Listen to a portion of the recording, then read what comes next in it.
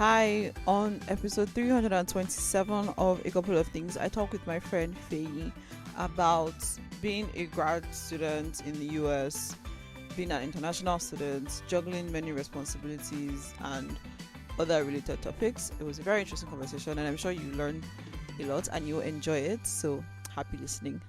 Hi, welcome to today's episode of A Couple of Things. Today, I have a very special guest, the one and the only.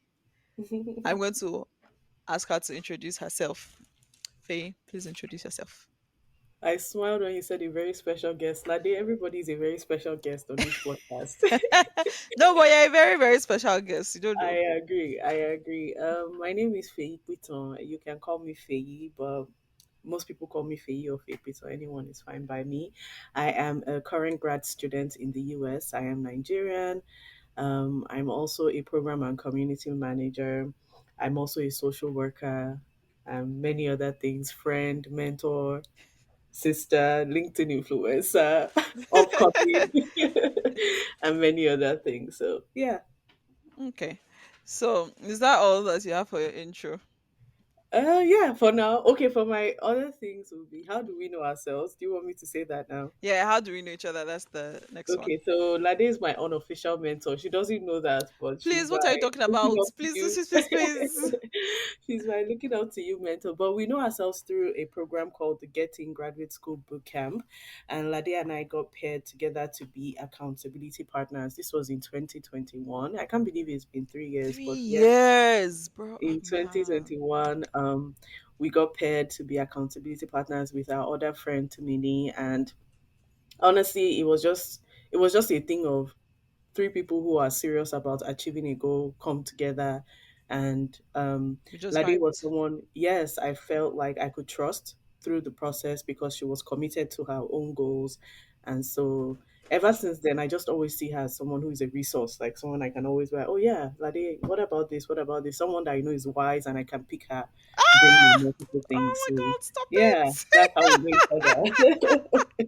But You it's know, true. That's how I feel about you. Like every time, I know we don't talk all the time, but every time there are just certain people you know in your life that you can go to for certain things and they will deliver. So yeah. I'm screaming, please, you people should stop it. Everybody, every time, how do you know like that? Then everybody starts saying, just like, I'm like, when I started doing this part of the podcast, it was just for like, oh, to set context for the listeners. But the more I do it, everybody's just always saying nice things about me. So I'm But like, it's yes, true. It's true. It's yes, true. let's do this more and more. Say nice things, wash me, spin me. Yes, we can do that for you. But yeah, yeah, actually, like I don't know why we all just vibed. I guess it's because we're all, like you said, very serious people focused on what we wanted to do, and did not Mhm. have to like run after, not have to babysit anybody basically to do the thing that we Exactly. were there for. So, and so that's like, oh, if I connect it back to something I've talked about before about friendships, is like a shared values, shared interest, Yes. and things Hmm. like that. So it was prime breeding ground for a friendship. And I also think that one of the reasons that we vibe is because I also think that you're very wise and smart. So Thank you. I try. so I can ask you questions as well, which I do, and we help each other and stuff. So that's nice. All right. So for the final opening question, what's on your mind today? So I mentioned that I'm a grad student and I am in a very, very, very, very busy season. What that means is I don't even know what week it is, 14, 13, maybe. Basically, it's that time of the semester where 1 million things are due. So every professor is looking for their pound of flesh. I have my own personal things going on. I have a lot of applications I've been working on for different things, just all the many things I do. Everybody's demanding their own pound of flesh. Is end of the year as well, so trying to wrap up all the things that have been left hanging. So what is Hmm. on my mind right now is the my never ending to do list is on my mind.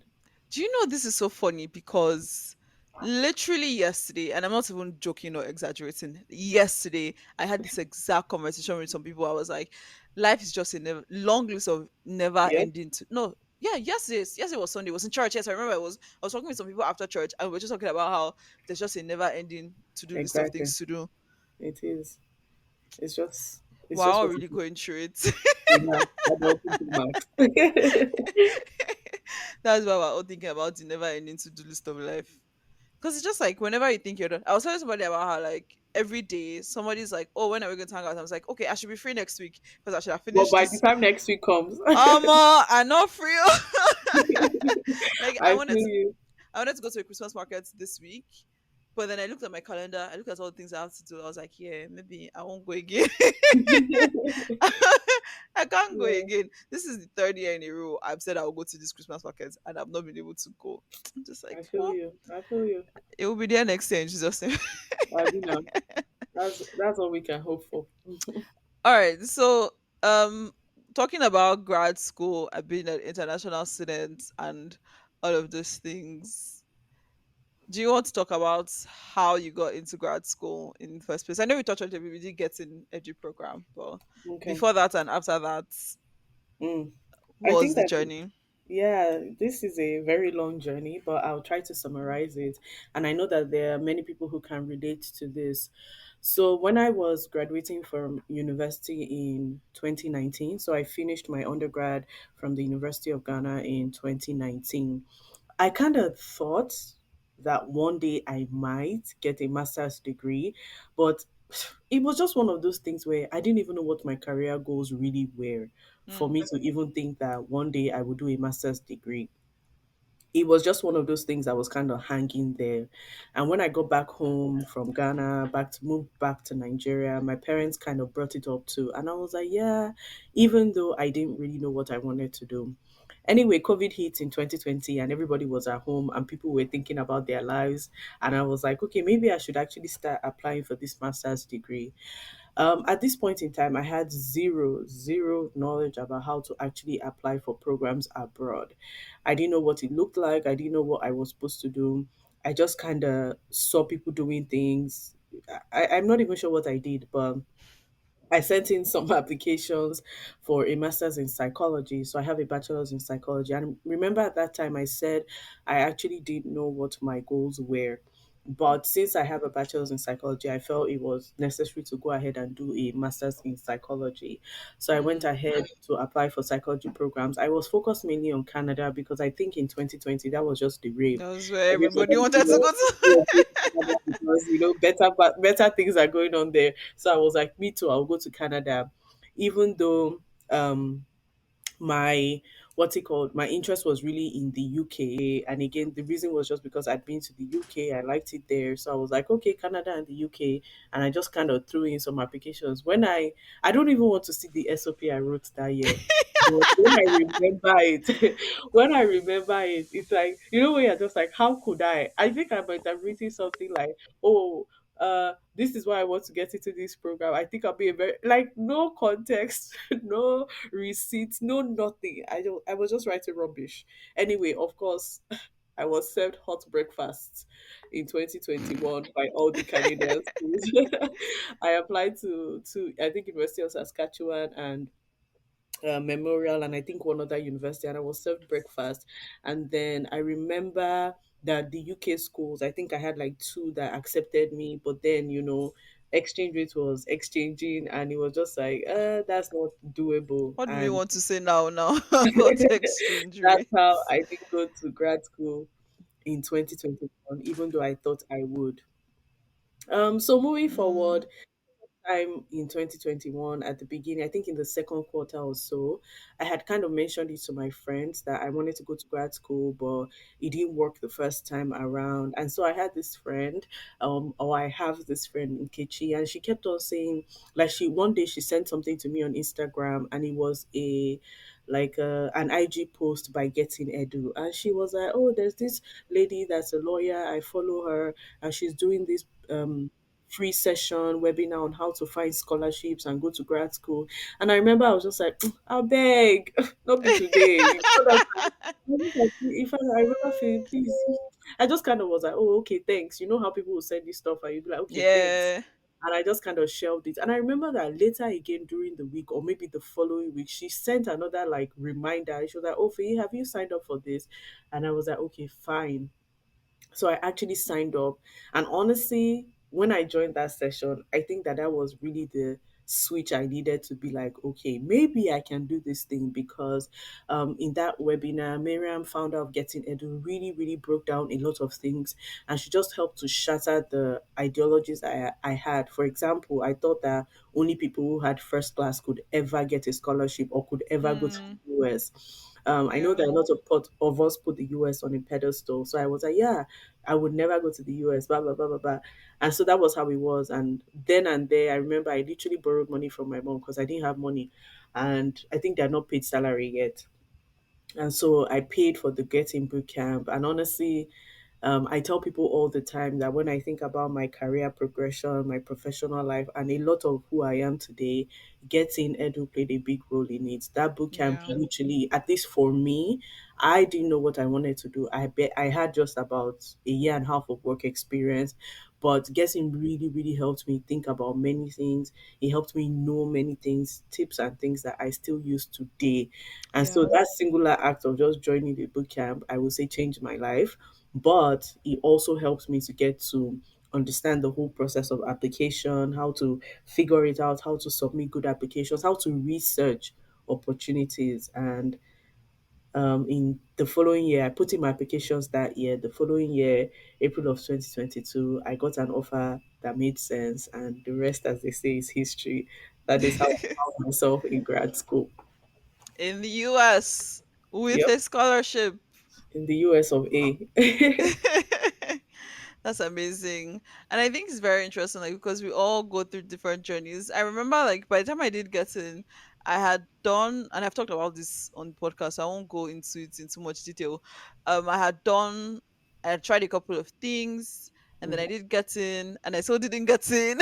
Mhm. So there's a, and but now I'm finally doing my masters, so there Yeah. is there's a journey for everyone, and everyone's journey can be different. But do you know what's crazy, Lade? Like I Yeah. remember that when you and I were paired together, I was intimidated. I won't even lie to you. Ah. Because I was like, who is this student? First class psychology. And your CV was like bam, bam, bam, bam. It was not like 3 pages. Don't lie to me, Lade. I was like, who is this person that just literally graduated, did a lot of things in her undergrad, has done a lot of like dive, and you had like diverse experience. I know you had things concerning like data stuff, you had like Yeah. UX stuff. So I was just, I think again, that's why I tell people that that whole program, yes, we learned how to apply to grad school, but I think Mm. it exposed me to so much more because that was the first time I realized that wow, someone could do psychology and actually do other things that don't Mm. exactly, are not exactly the same. It was the first time I was meeting someone who had a psychology degree and was not in clinical work. And Yeah. I remember that day, the first time I saw your CV, I was like, who is this girl? Like, I was like, literally, she's my accountability partner. And I remember that every time people would have questions, you would just be like, oh, yeah, why don't you try this? Oh, I know this. I was like, okay, okay, okay. I see these people. So, yeah, I think, I mean, yes, your journey was different, but maybe you were put there because of someone like me to be that person Oh. for people like me who needed that push. Please don't allow me to start Yes, crying yes. on this No, but podcast. it's true. Please. It's true. It's true. I mean, like I can't say my story without mentioning you, Anthony, because it Oh. was my first time being in a space. Yes, I had been in a space with some other girls in my previous job who had taught me just what it looks like to even be a professional. But this was my first time like sitting down and creating goals with a group of people and actually working towards achieving them. And so, yeah, I would say that at the end of the day, I think you were right where you were supposed to be, at least for the sake of people like me. No, I don't even know what to say next or where to go to from there. They have literally made me speechless. But yeah, I think what I was trying to say before you attempted to make me cry unsuccessfully is that and I remember talking to someone there about how, like, I don't know what else to do again about trying to go to school because I've done everything that I can. And I Mhm, remember that people that we did get in together, like that we worked on stuff together, they're in school, or even people that didn't do get in, and then like after I was like mhm, helping them with the applications, they're also in school. But I'm here, like maybe I should just forget about this school mhm. matter. Yeah. But apparently it was just a matter of the right time Exactly. And I mean, even as we talk about it, there are so many people who did get in with us who Mm-hmm. did not even get in at that time too. Some of them got in the following year. And I know Yeah. one person's particular story who she actually did get in. I think she got partial scholarship for law, but what ended up happening to her was her visa was denied like twice.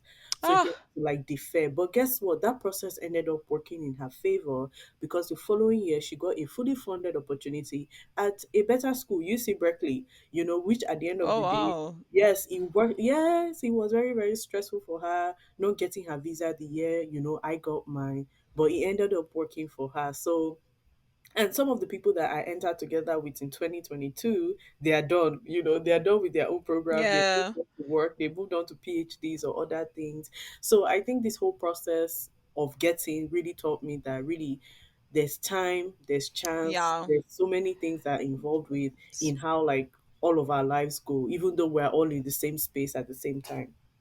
Do you know, like, I honestly, I think that one of the things that like trying to get into grad school for quite a number of years showed me or made me realize is that a lot of our goals, like achieving them, a lot of the time there are many factors that are outside of our control, and Mm-hmm, we don't even really realize this, because that's why a lot of times when, like, now if I don't achieve a goal that I said that is dependent on many external factors, I'm just like, okay, cool, I did my best. I can't, like, mm-hmm. I literally, I know that I did my best. It's a different matter where I can tell myself that, oh, that day you actually didn't do your best in this Yes, scenario. yes. But something that this process made me comfortable with, or made me get better at, is knowing that literally do your best and leave the rest, because a lot of time there are Mm-hmm. things that are outside of your control that you Yep. can't do anything about. So just Mm-hmm. do the ones that are in your control and leave the remaining and move Not on. not one single lie. Not one single lie. What you just said. Because like Literally. you were saying, like, I remember one time I was so frustrated. I went on a rant on Twitter,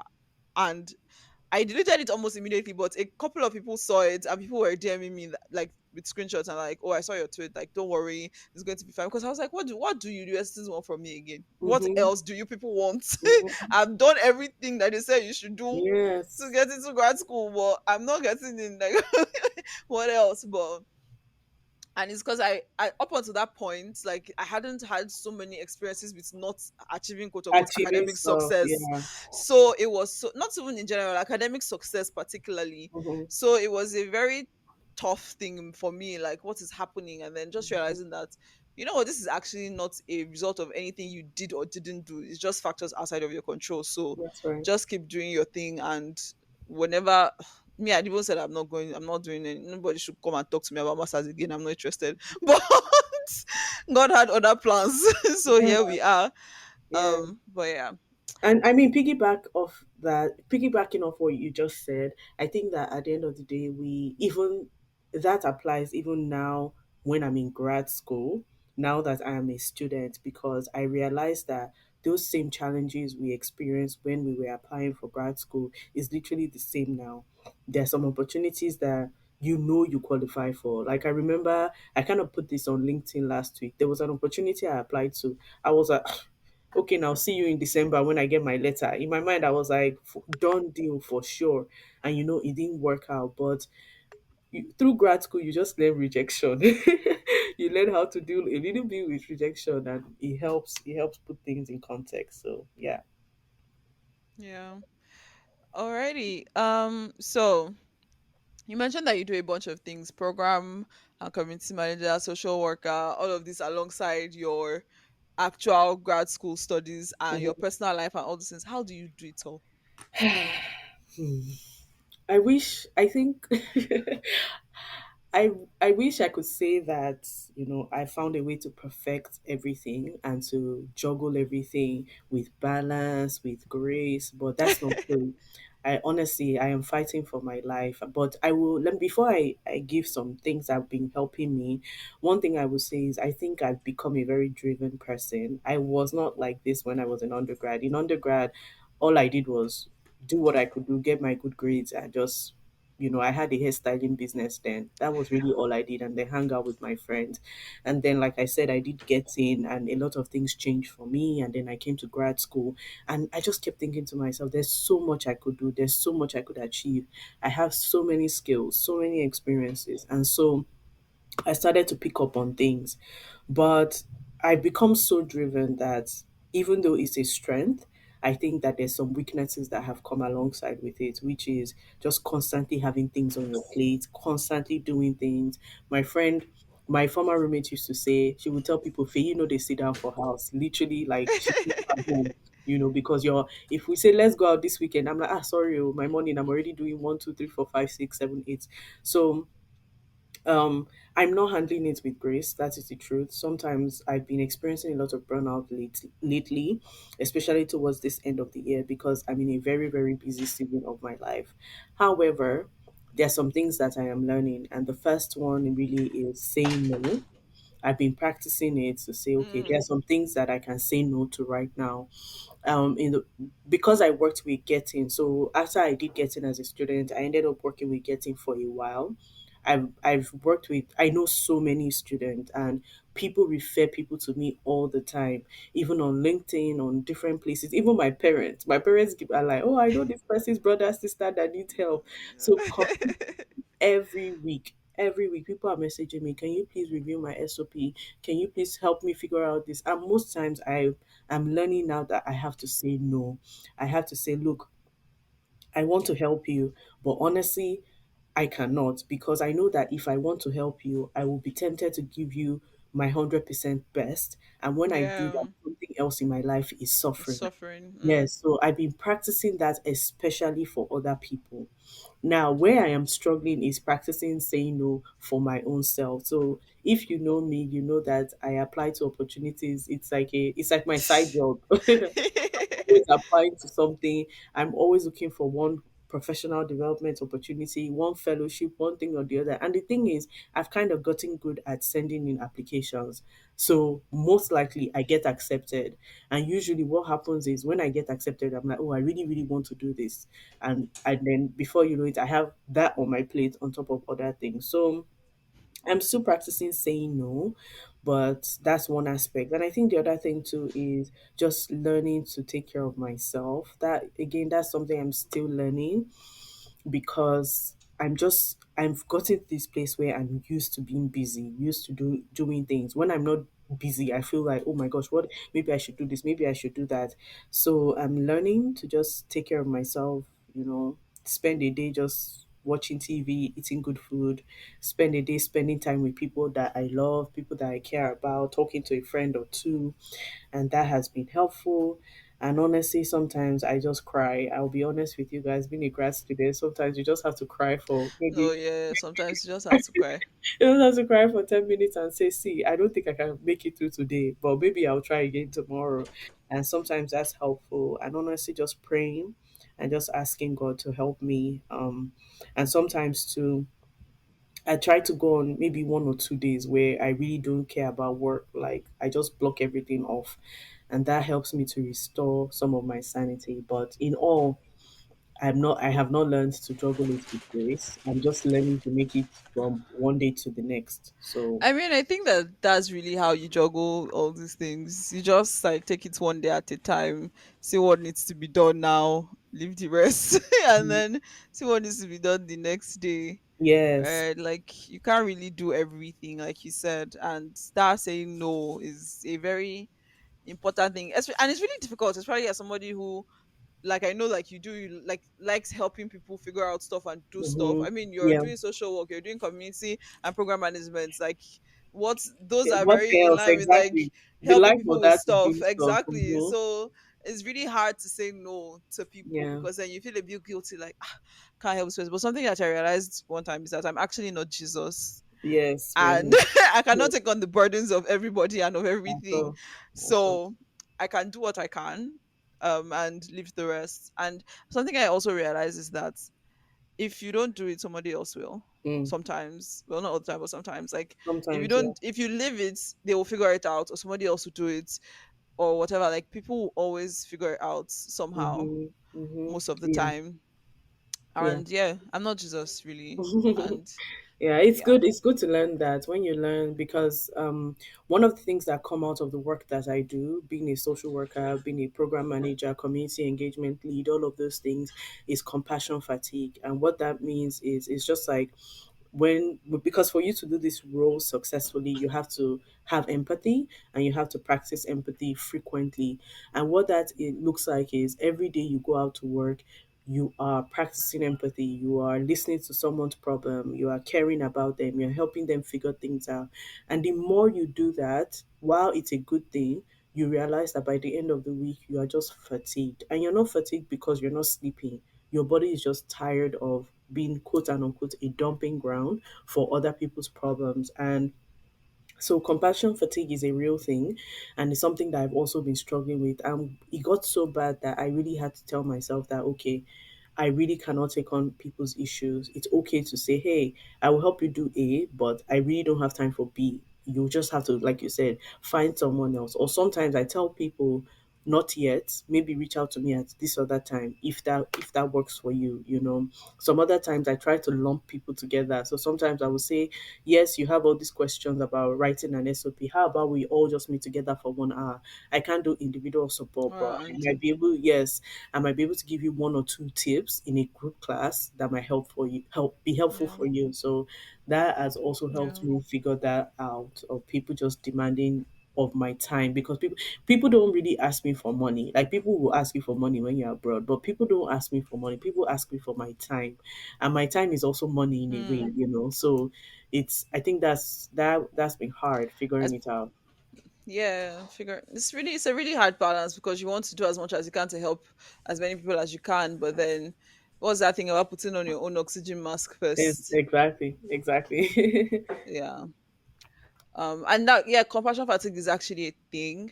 I remember when I worked in an organization that volunteered in an organization around like sexual health, reproductive rights, and gender based violence. Mhm. Ah, I had to quit after a couple of years. I Yeah, was like, I cannot you no. After a while, continue you doing your body this. It will was a tell you lot. that.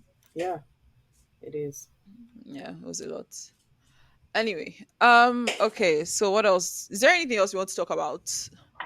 Let me see. What else do I want Because to talk we're about? almost like 30 minutes in. Okay, so I think one thing I definitely want to talk about, and if anybody's listening to this and is an international student, I would really like you to connect with me on LinkedIn. One of the things I am passionate about, I don't want to be cliche, but I'm really serious. I'm passionate about helping other international students navigate this life. And maybe I'm not really in a place where I can help as much, because I know that some of the things that international students are going through, I've not even figured it out myself, but I think I want to be a person that creates a kind of community for international students and also gives a voice to the challenges that we face. Being an international student is an experience. So some people might not consider Ghana international, but I don't care. I student for my undergrad in Ghana. I'm also an international student now. So I've learned a lot about navigating that life. And so I try on my LinkedIn to give voice to what we're experiencing. I try to share the struggles in real time, in real life, with real world words, real emotions.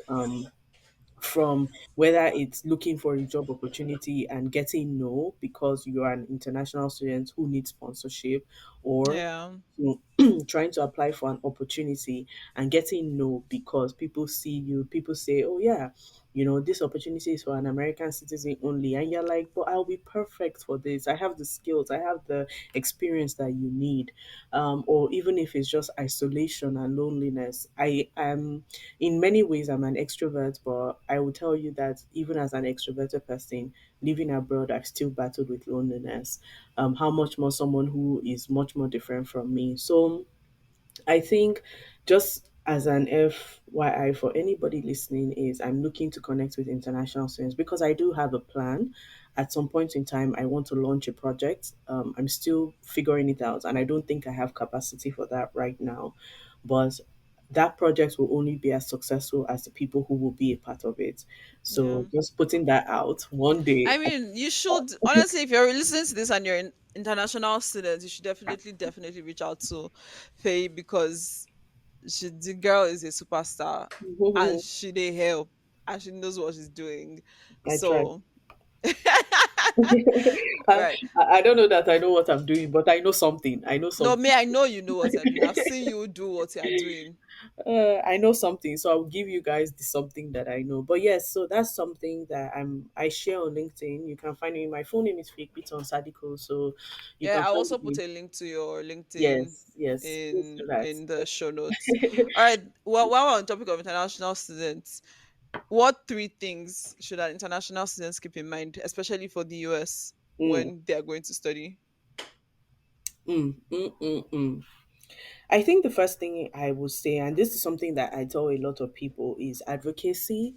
I think when you become an international student, first of all, if you are Nigerian and you come from Nigeria where people sometimes don't like to ruffle feathers. So it's in Nigeria that will say, please, oh, excuse me, oh, thank you, but please, when we want to ask a question, because we were not really raised to, ruffle feathers or ask questions or challenge things. So I think if you're coming to the US, that's the first thing, that advocacy is an important skill for you to have. Like, you must know how to advocate for yourself. And advocacy looks different in different contexts. Sometimes it's just pressing to ask questions. It's saying, oh, I saw this. Why is it like that? Or is there an alternative? Sometimes it's saying, I don't think that this will work for me. Is there something else that I can consider, something else that I can do? And So so self advocacy. yeah, so really advocating, yes, for yourself for sure. Of course, sometimes you do it for other people, but mostly for yourself. You need to learn that as a life skill. Question the Yeah. people around you, question the work. If somebody says A and you feel like B would be better, offer that B. If you're working with a professor, like at my graduate assistantship, sometimes I'll say, well, this is kind of good, but what about this? What about that? Do not come into the system with that mindset of, let me not ruffle feathers, I'm Nigerian, let them not send me back. That's yeah, so I think that's the first skill that someone who is an international student must have. The second thing I Sorry, would. I want to just give an example of that happened in my class. So, in my program, they divided us into two groups. Mhm, And one group, they had classes 3 days a week. Someone went for orientation and they showed us the timetable. One group had three classes. Then my group had classes 4 days a week. And they were like, we can't come to school 4 days a week because they're international students. Transport train is expensive. People I should please help understand. us and move one of those classes to another day. So we have classes 3 days a week as well. And surprise, surprise, before we resumed, because orientation was the week before classes were supposed to start, and before we resumed, they had changed it. In fact, I think it was before the end of orientation day, they had changed it, Hmm. and we had Yeah, 3 days of classes instead of four. yeah. So, yeah, advocates ask. Yeah, sometimes it's really just simple things like that, like, and But things will go Nigerian students different. have been traumatized by. Yeah, I know. That's why I'm bringing it up, because I know that we didn't really grow up in that setting where you are taught to ask, to question things, to say, to push back, and all of those things. It's not like you should be known for as a person who disrupts, but you should be known as that person who would ask questions, whether it's of your supervisor, of your whoever you're working with, and so on. Okay. The second thing I think is important to know or just keep in mind is just finding your people, your community. I say this because people have that mindset of, when I go abroad, I'm just going to sit down, focus on my work, stay dedicated, and all those things are good. However, you need people. You need people to hold your hand. You need people to cry with. You need people to rant with. You need people to say, "Hey, let's go have coffee or come to my house and eat amala." I remember that one time in my first year, my roommates were Nigerians. We organized this. Everybody just come and sit down and just eat. And I remember this particular girl that we invited. She was like, "You guys don't know how this has literally given me hope that I can face." The rest of the semester, because I've just been depressed. I've not had anyone to talk to. And it's not like we really shared secrets or anything. It was just a thing of, let's just eat and laugh.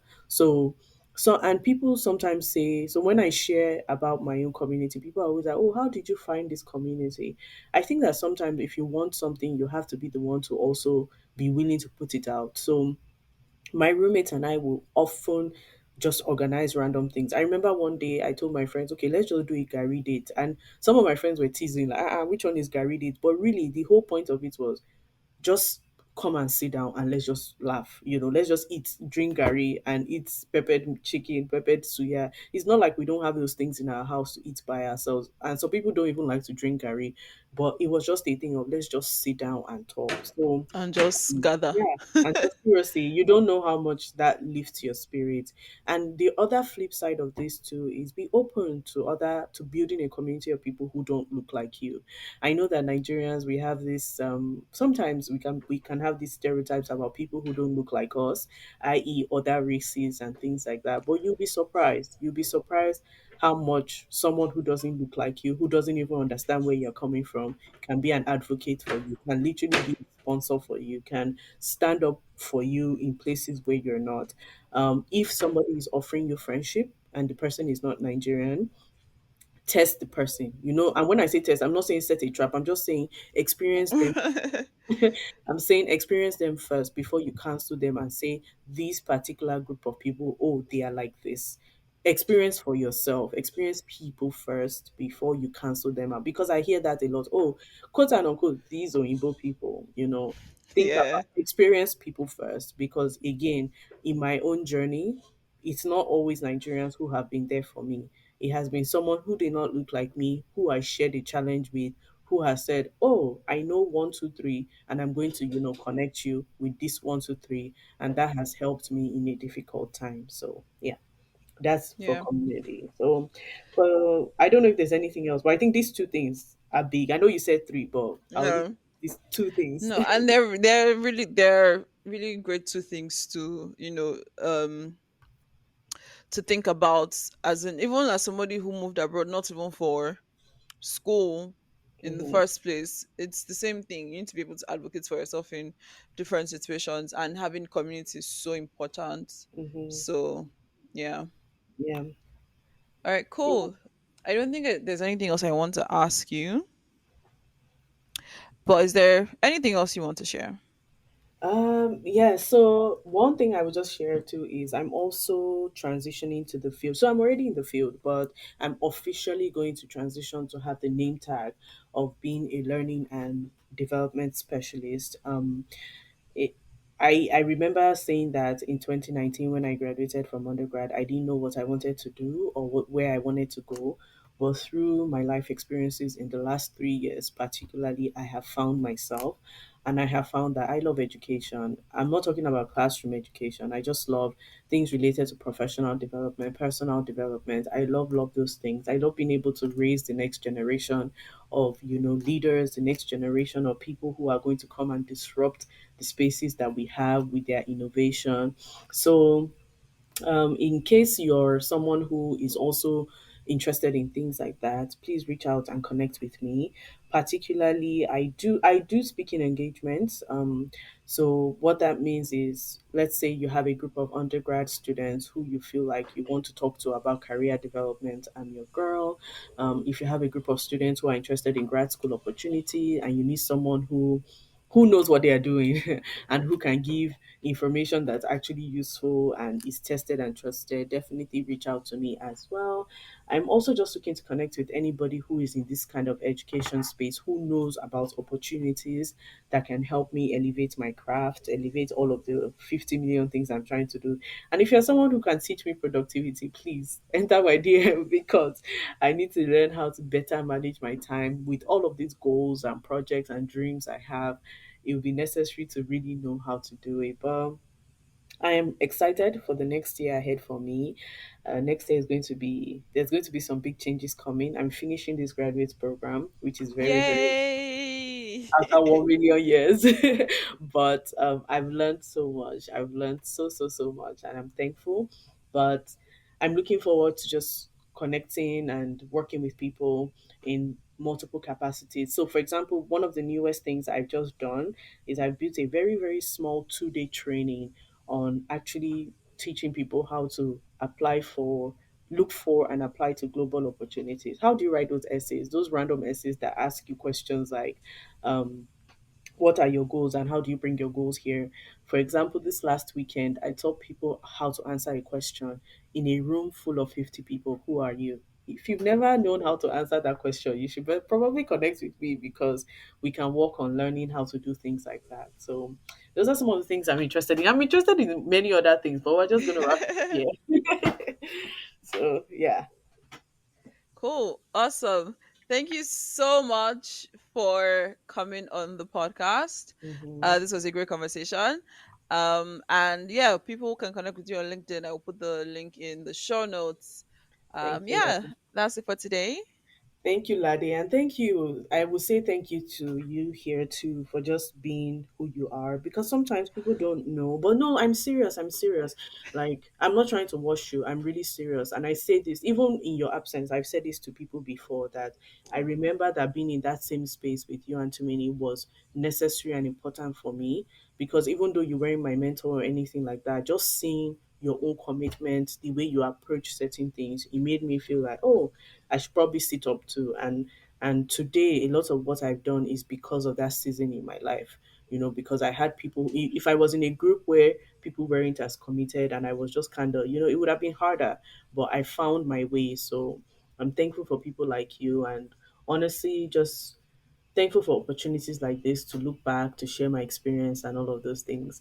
Um, I'm looking forward to do. We should probably do this again soon, but that's by the way. Talk about something else. But yes, Yeah. maybe we should talk about adulting. We Oh, should go on a rant session. All this is not going well with adulting, but I love yeah. this. I love this, and thank you, Ladi. Thank you, Faye. It's an honor to be your friend. You as well. All right. And that's enough sappiness before I start crying. Bye, everyone. Thank you for Bye. listening. Bye. Thank you. Bye.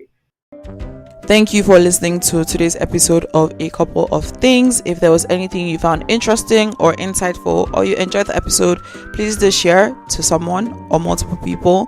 Like, leave a comment, and definitely do subscribe and all the nice things. Bye.